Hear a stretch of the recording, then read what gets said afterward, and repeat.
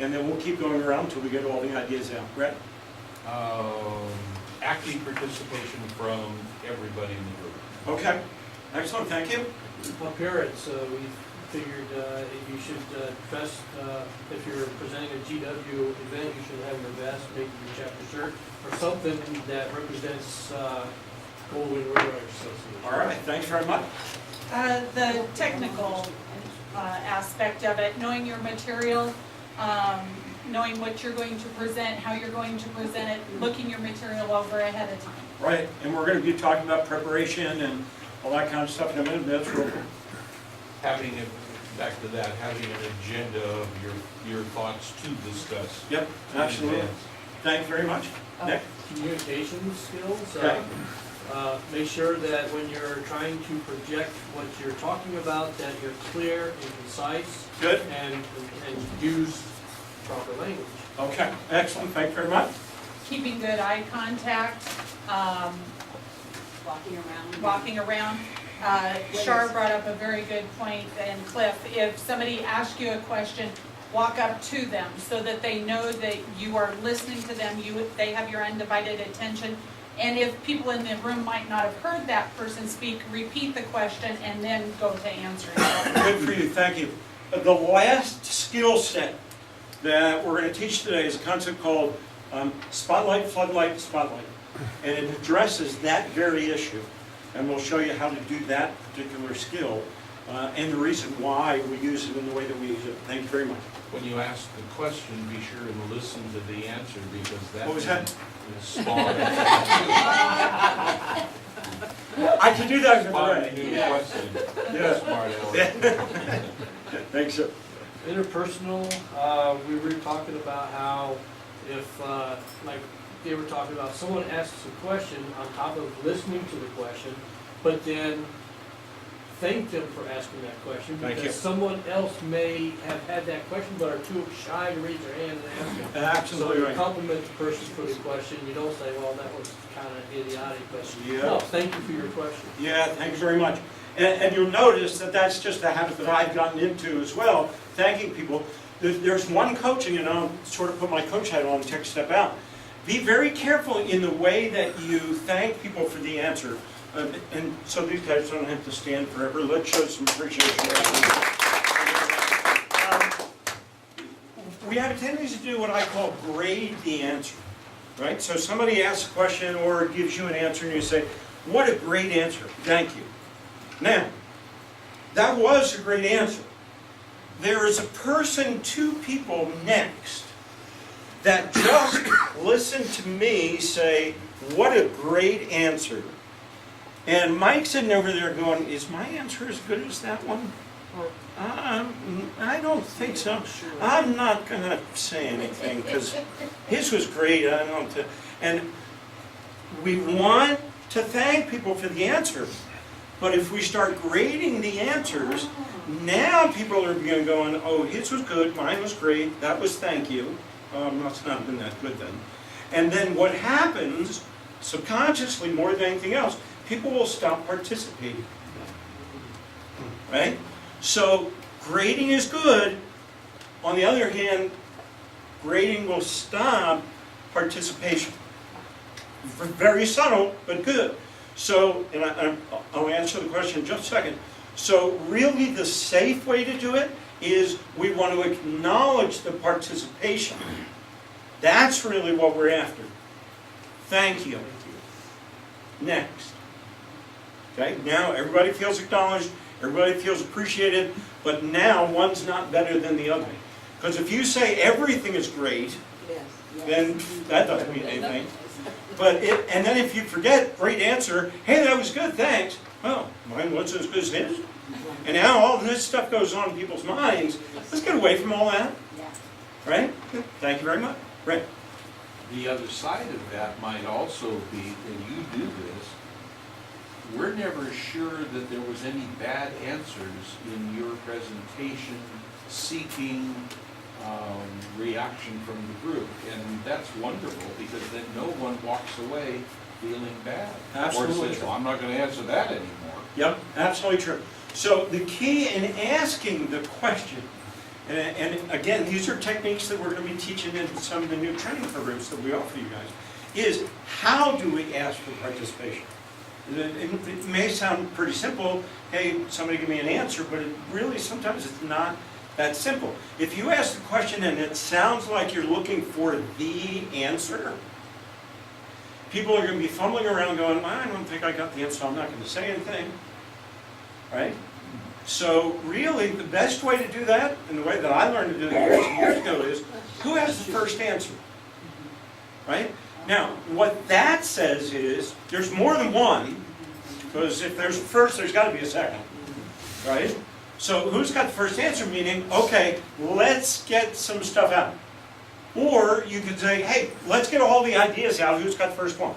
Something that indicates to people that everything is okay. And a lot of times I'll also preference with, there's no right or wrong answer, or who's got the first one? Right? Something that lets people know this is a safe environment within which to participate. Joe, on the discussion. And I'm coming. group, Yeah. When you start saying discussions, sometimes people don't want to do that. Right. Or one dominates and nobody. So I always say, each person, please answer this question. Okay. In a group, that means they have to start thinking about, what they want to say and get them all to participate. Yep, good feel. If you're asking for input from the group and you don't seem to get it right away, your technique is call them by name. Right. Which absolutely will produce a result. It really is true, and you have to be careful about the way you do it. Yes. You got to know some of the folks in the room, so I know I play with Ray, so I'll call Ray or say something to Ray or Mike or somebody that I really know. Or if it's somebody I don't like, I'll do something.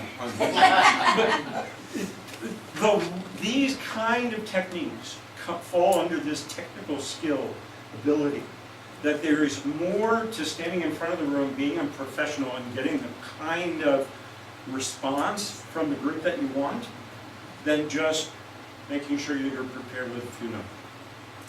Make sense? Yep. We are. Now, to take myself out of character again, and what do you see on the screen? Nothing. How many times have you seen a blank screen? Several. Why? That's a distraction. Yes. JR's asleep. And the only reason I turn it on is just get him to wake up. Joe, when we did that, we would ask the question that they knew the answers, and then when after we got it all done, we put on the screen and says, guess what? You guys already knew. Bing, bing, bing, bing, bing. Right. So Okay. it summarized what they all just said. Good for you. The placement of the screen and the projector. Do you notice where it's placed? It's off to the side. Right? Everything that we're doing here today is intentional. Right? Everything has a purpose. And this next thing that we're going to be talking about is being intentional in everything that you do.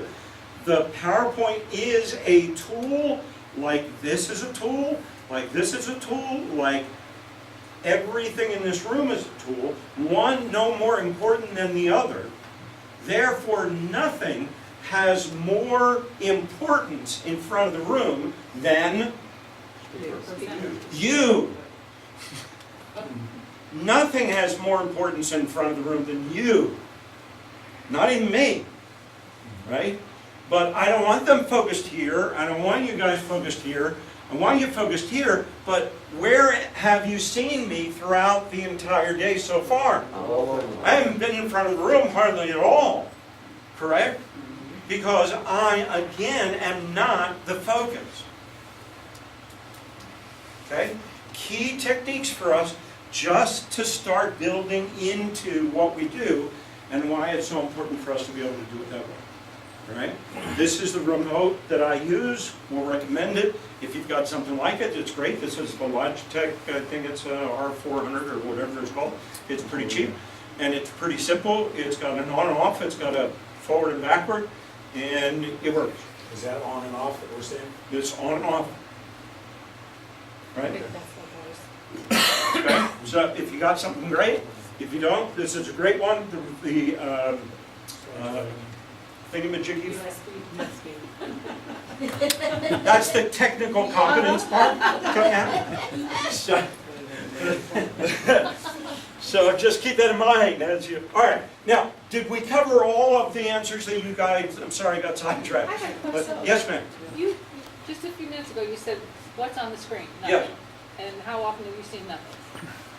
And that's intentional, Yes, because you don't want them directed to that. correct. Okay, Yeah. Now, yeah. second piece, when it's on, how many times have you seen me look at it? There's a, Right? If I don't know what's there, then I'm not prepared. If I need it, then I've got an attitude control or confidence problem. If I need it, that's the reason why that's sitting just the way that it is. That's the reason why that's there. That's why it's set up that way. I don't need to do this when it's right here and I can look at it through the side of my eye and stay engaged with you. Right? Otherwise, I watched some of our presenters actually have this thing turned around like that, stand here and look at the screen and present. Yeah. Don't want to touch And, the and I'm screen. sitting here going, what? Well, and I've heard some people say that's so small to see, but it really should just be something you quickly glance at to It's kind a of a marker reminder. page. It's just, you Exactly. know, keeps you Track track. material. Yeah. All right? Key things. If we stopped right here and you went out and practiced just what we talked about, would our presentations be better? Would our seminars be better? Yeah. Would our members get more out of the programs? Right? And we got a whole bunch more good stuff. Right? This is the focus. Now, you may know that I'm a guy that really cares about this concept called being intentional. I mean, those of you who didn't know anything about me know that that's the name of my company, Intentional Achievements. What does the word intentional actually mean to you? On purpose. So everything that we do, should we do it intentionally? Should we have a purpose for doing it, and should we do it with purpose? Yeah. Right? And we do it on purpose, which is what my definition of being intentional is. Do something with purpose and on purpose. But here's the second part of what being intentional is. It is what I call outcome focused. What do you think that means? on the outcome side. The desired outcome, the result that you're looking for, that's what we're most concerned about. So when I prepare for a session, when you prepare for a session, the question that you're going to ask yourself is, when we're done, what do I want people thinking, feeling, and doing differently as a result of being here? That's my outcome. What do I want them thinking, feeling, and doing differently? If you can answer that question and prepare your training module with that outcome in mind, it will be 300% better than if you didn't do that. Now, the outcome is going to depend on what the purpose of the workshop is. Right? So think about this for a second. Based on everything that you've seen so far, felt and heard so far, what do you think the outcome of this workshop is? Excited about change. Say it again. Have us excited about change. Excited about change.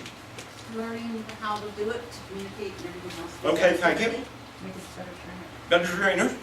Make changes to how we do things. Okay, thanks very much. More complicated.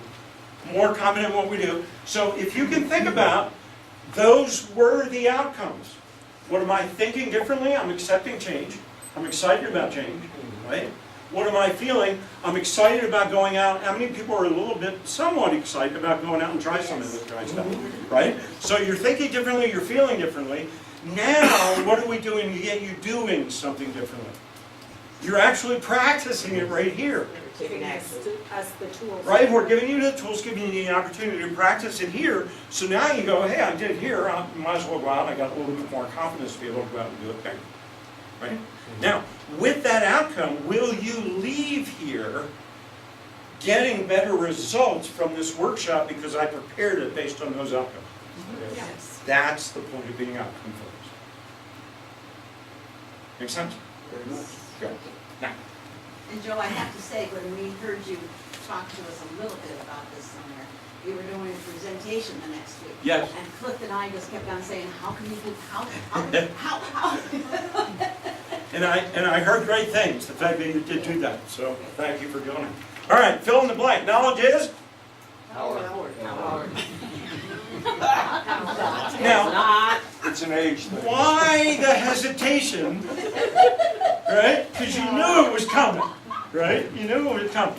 But we have such a tendency to think that knowledge is power, and it creeps in subconsciously to how you and I prepare and deliver our training modules, right?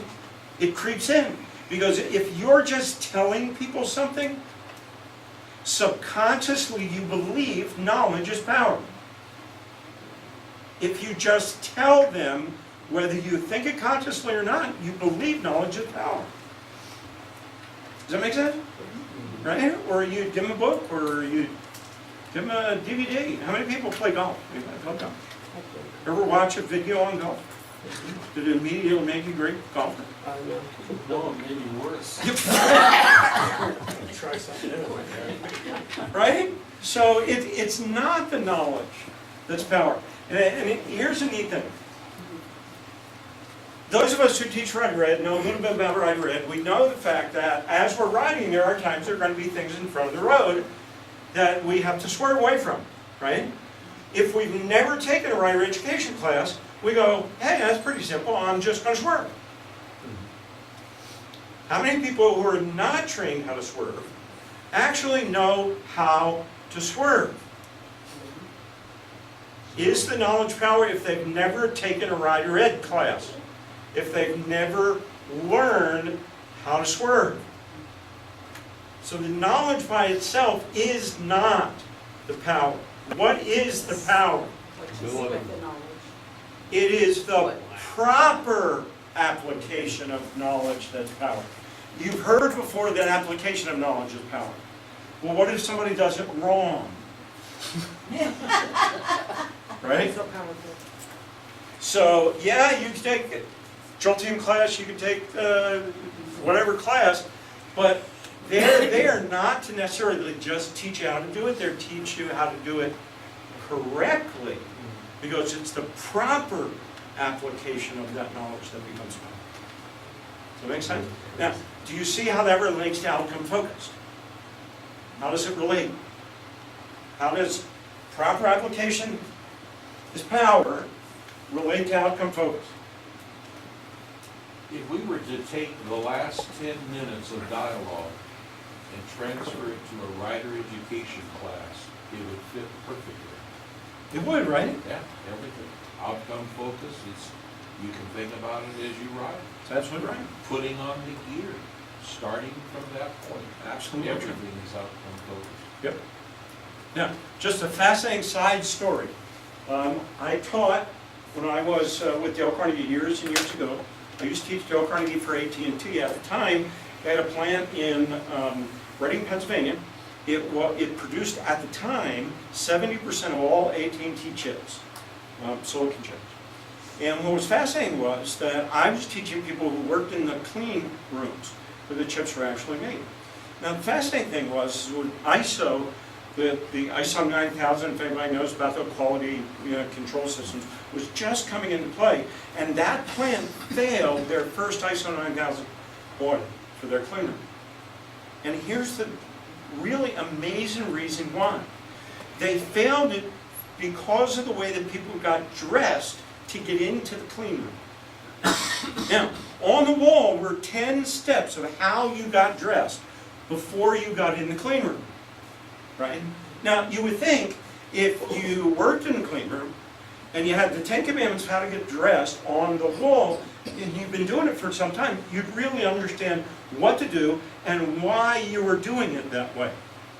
Right? They failed And people who were there the longest caused them to actually fail. And here's the reason why. Think about it for a second. They got into the habit of getting dressed from the feet up. Now think about that for a second. You're walking into a clean room. You want everything clean. You got all your clean gear from the bottom, and the last thing that you put on is your headgear. Is that good or bad? Why? Because everything that's in your hair goes where? On your clean stuff that you just put on.